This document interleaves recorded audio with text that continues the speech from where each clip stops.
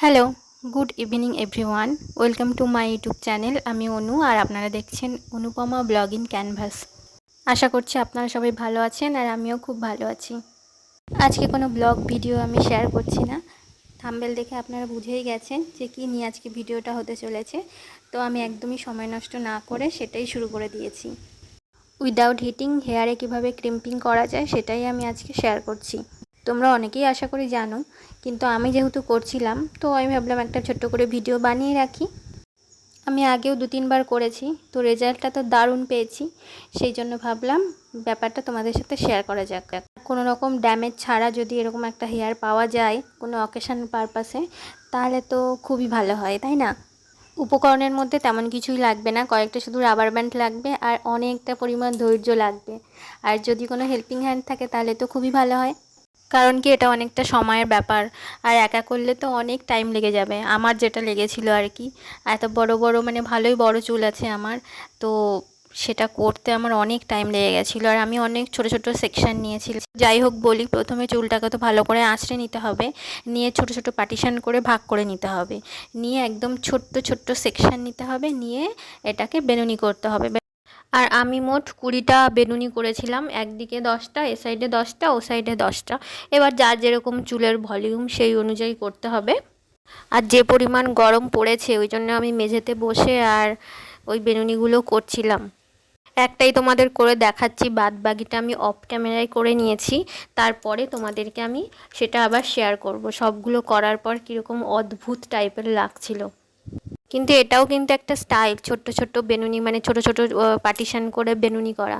আমি যখন ইউনিভার্সিটিতে পড়তাম তখন অনেক, বিশেষ করে বেশিরভাগটা নাইজেরিয়ান মহিলারা হচ্ছে, মেয়েরা, তারা হচ্ছে তাদের ম্যাক্সিমামের চুলে দেখতাম ওরকম ছোট ছোট বেনুনি করে বিভিন্ন স্টাইল করে আর কি চুলগুলোকে বাঁধা আছে। জানি না ওরা রোজ করে কি একবারই করে নেয়, ওটা এখন অনেক দিন ধরে চলে আমি সেটা জানি না, বাট ওরকম দেখেছিলাম অনেকেই ওরকম করে রেখেছিল। তো যাই হোক, কথা বলতে বলতে দেখো আমি সবগুলো বেরুনি করে নিলাম। কথা বলতে বলতে না, এগুলো করতে আমার অনেক টাইম লেগেছে, আর যেহেতু আমি একাই করেছি তো দেখো সবগুলো হয়ে গেছে। এদিকে 10টা বেরুনি করেছি, ওদিকে 10টা বেরুনি করেছি। তো যাই হোক, আমার তো নিজেকেই নিজের দেখে কি অদ্ভুত একটা লাগছিল আমি জানি না। তো আর কিছু করার নেই, এবার এটাকে হচ্ছে 5-6 ঘন্টা বা 7-8 ঘন্টা যত বেশি রাখা যায় তত ভালো, ততক্ষণের জন্য ছেড়ে দিতে হবে। আমি এবার রাতে ঘুমিয়ে পড়বো, এবার সকালে উঠে তোমাদেরকে দেখাবো আমার চুলের অবস্থাটা কি হয়েছে। তারপর আমি আমার হাজব্যান্ডকে ফোন করেছিলাম, ভিডিও কল করেছিলাম।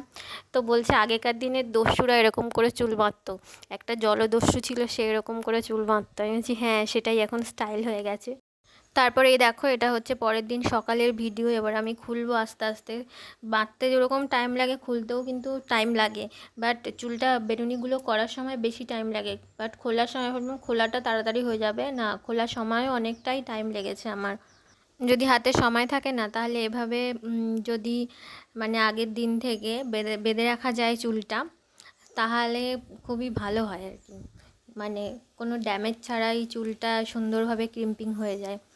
আর হচ্ছে আর বিশেষ কথা, আর যদি মানে হেল্প করার মতো কেউ থাকে, মানে বোন টোন যদি কিছু কেউ থাকে, বৌদি টৌদি, মানে সে যদি করে দেয় তাহলে এই জিনিসটা খুব তাড়াতাড়ি হয়ে যায়।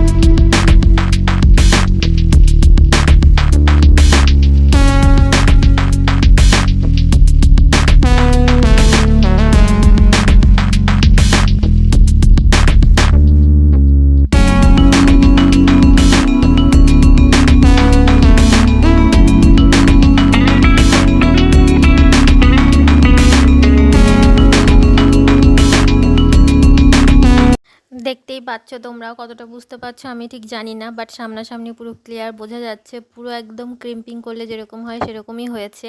ফোনের ক্যামেরা তো অতটা ক্লিয়ার না, আর সেই জন্য হয়তো বুঝতে পারছো না।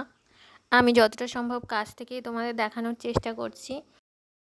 তো তোমরা যদি চাও তাহলে এভাবে তোমাদের হেয়ার স্টাইল করতে পারো। আর আমি তো পার্সোনালি আমার ভীষণ পছন্দ হয়, আমিও দু একবার আগে করেছি। তো সেটাই তোমাদের সাথে শেয়ার করলাম। যদি কোথাও ভিডিওটা ভালো লেগে থাকে একটুও, তাহলে আর শেষ পর্যন্ত যদি দেখে থাকো কেউ, তাহলে একটা লাইক করে দিও। আর মতামত জানিও তোমরা আগে থেকে জানতে কি জানতে না। জানতে নিশ্চয়ই, সোশ্যাল মিডিয়ায় এখন এই সব ভিডিও অনেকই আছে। তো আজকের মতো ভিডিওটা এই পর্যন্ত, আবার অন্য কোনো ভিডিওতে তোমাদের সাথে দেখা হবে। টাটা।